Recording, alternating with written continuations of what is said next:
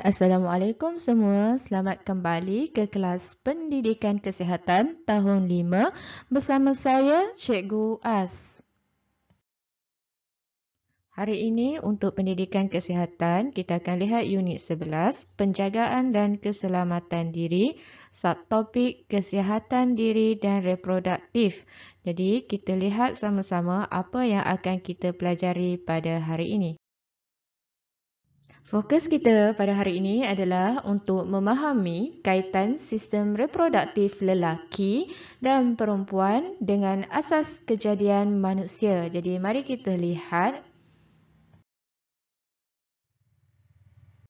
Asas kejadian manusia sebenarnya dikaitkan dengan bagaimana kelahiran seorang bayi.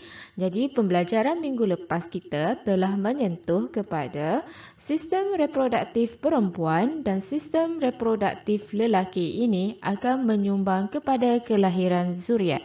Jadi bagaimana penyumbangan itu berlaku adalah melalui langkah-langkah berikut. Yang pertama, melalui proses perkahwinan dan kemudiannya diikuti dengan persenyawaan, pembesaran janin dan akhir sekali kelahiran.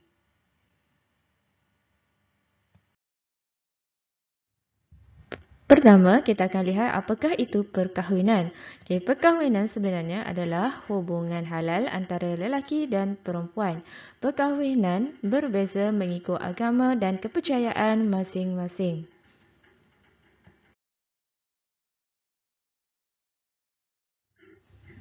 Ini adalah contoh hasil daripada perkahwinan. Hasil daripada perkahwinan ini telah melahirkan zuriat, iaitu bayi yang menjadi kepada asas kejadian manusia melalui proses perkahwinan dan disusuli oleh beberapa peringkat mengikut carta ahli sebelum ini. Jadi kita akan lihat selepas perkahwinan apakah peringkat yang seterusnya. Dalam peringkat persenyawaan, peringkat persenyawaan terjadi selepas berlakunya hubungan kelamin antara suami dan isteri. Sperma yang dihasilkan oleh lelaki akan memasuki faraj perempuan untuk bersatu dengan ovum yang dihasilkan dari ovari perempuan. Penyatuan satu sperma dan satu ovum adalah kejayaan untuk penerusan zuriat, iaitu kelahiran bayi. Walau bagaimanapun, penyatuan ovum dan sperma ini akan memberi kesan kepada kembar seiras atau tidak seiras. Walau bagaimanapun, cikgu tak akan tekankannya itu, kamu boleh belajar dalam peringkat sekolah menengah atau peringkat yang lebih tinggi. Untuk makluman kamu, dalam penghasilan sperma dihasilkan dalam kuantiti yang besar dan berlaku persaingan sengit untuk satu sperma bersatu dengan ovum. Jadi kamu adalah salah seorang yang telah berjaya dalam persaingan itu dan berjaya dilahirkan ke dunia. Setelah berlakunya persenyawaan, kita akan bergerak kepada peringkat seterusnya, iaitu pembesaran janin. Penyatuan antara sperma dan ovum yang bertemu di tiub falopia akan membawa kepada penyatuan sperma dan nukleus ovum. Penyatuan ini akan menghasilkan satu sel yang berupaya berganda daripada 2, 4, 8 dan seterusnya dan menghasilkan zigot. Zigot ni kemudiannya akan melekat kepada dinding uterus perempuan dan seterusnya zigot akan membesar menjadi embrio, sementara embrio pula akan membesar menjadi fetus.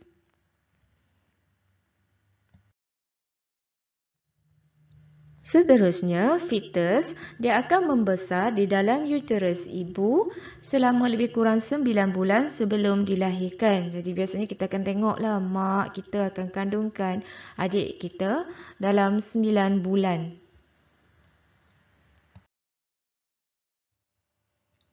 Setelah mencapai tempoh 9 bulan, berlakunya kelahiran.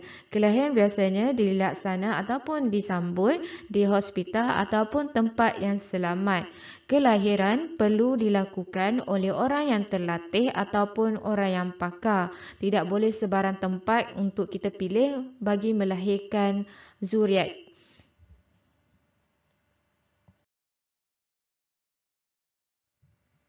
Secara kesimpulannya, peringkat asas kejadian manusia boleh dikatakan melalui 6 peringkat. Peringkat pertama ialah sistem reproduktif lelaki dan perempuan. Penyatuan sistem reproduktif lelaki dan perempuan adalah melalui satu ikatan, iaitu ikatan perkahwinan. Dalam hubungan perkahwinan ini akan berlakunya hubungan kelamin antara lelaki dan perempuan yang menghasilkan sperma dan ovum. Sperma dan ovum yang bersatu akan membentuk persenyawaan. Daripada peringkat ini akan membawa kepada proses pembesaran janin. Daripada proses pembesaran janin akan membawa kepada peringkat fetus membesar dan akhir sekali kelahiran.